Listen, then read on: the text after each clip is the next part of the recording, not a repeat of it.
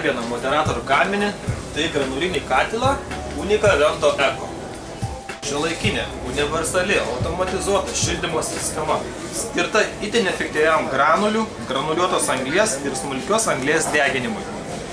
Ši moderni šildymo sistema turi atvirkštinę kuro padavimo eigos keitimo funkciją ir apsaugos sistemą, neleidžiančią dūmams patekti į granulių talpyklą. Tai galime pamatyti atsidarius katilo dureles. Šios šnekos sparnuotės yra dvigubos krypties.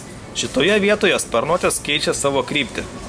Iš dešinės pusės eina viena kryptimi, per vidurį šio šneko dasijungia kita sparnuotė, kuri eina iš kairės pusės. Ir taip jinai keldama granulės, sukdama granulės, kelia granulės būtent tik tais į degiklio viršų. Nebėra jokio trambavimo, kad neužsidarytų kokie pelenai ir neužstrigtų šnekas. Šis katiliukas turi dvi apsaugas nuo liepsnos patekimo į bunkerį.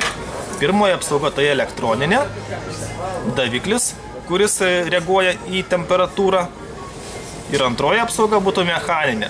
Mechaninė tai reiškia, kad yra įsukta žvakė su parafinu. Jeigu, ta prasme, kažkokia liepsna ar karštis daeitų iki tos vietos, parafinas išsilydytų ir taip užlietų ugnies židinį vandeniu, kad nepatektų į bunkerį. Šio modelio katilai turi vieno tipo bunkeris. Bunkeriai yra standartiniai 310 litrų talpos. Bunkeriukas gali būti arba dešinėje pusėje, arba kairėje pusėje. Čia jau priklausomai nuo kliento poreikių ir nuo vietos. Bunkerio talpa iš tikrųjų yra nemaža. Galima pasižiūrėti iš viršaus, kaip viskas atrodo viduje. Matosi padavimo šnekas, kuris stumia granulės iki degiklio. Tik vienas yra esminis dalykas. Jei katilas veikia, būtinai bunkeris visą laiką turi būti, bunkerio dangtis turi būti visą laiką uždarytas, kad nepatrauktų deguonies per viršų. Pirmasis užkūrimas vyksta taip. Pasimame granulių. Granulius dažniausiai būna sukonsuotos maišeliuose po 15-17 kg. Susipilame kelis maišelius į bunkerį.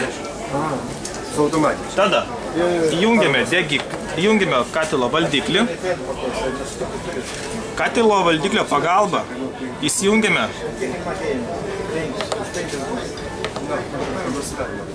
užkūrimas. Įjungiame užkūrimą ir matome dvi pozicijas. Tai yra ventiliatoriaus ir šneko simboliukus. Pasirinkame šneko simboliuką, įsijungiame šneką ir šnekas veikdamas stumia granulės į degiklį.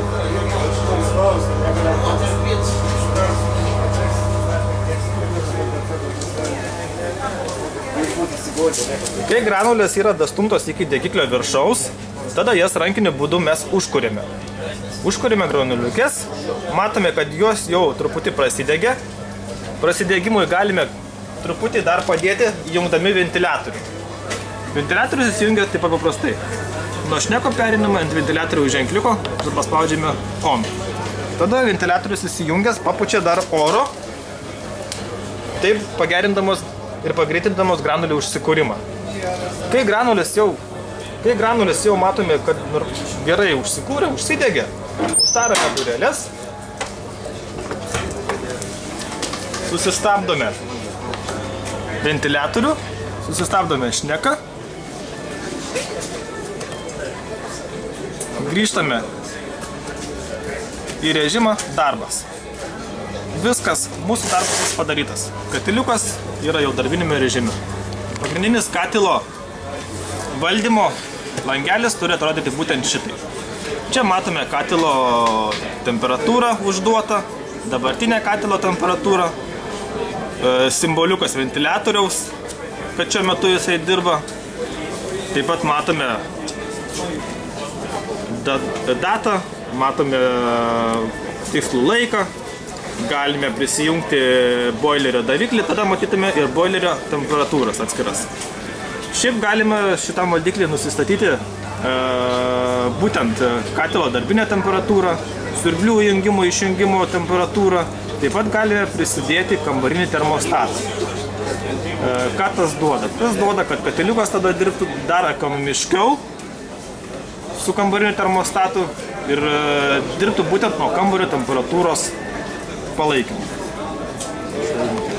Temperatūros nustatymas vyksta labai paprastai. Pagrindinis rutuliukas.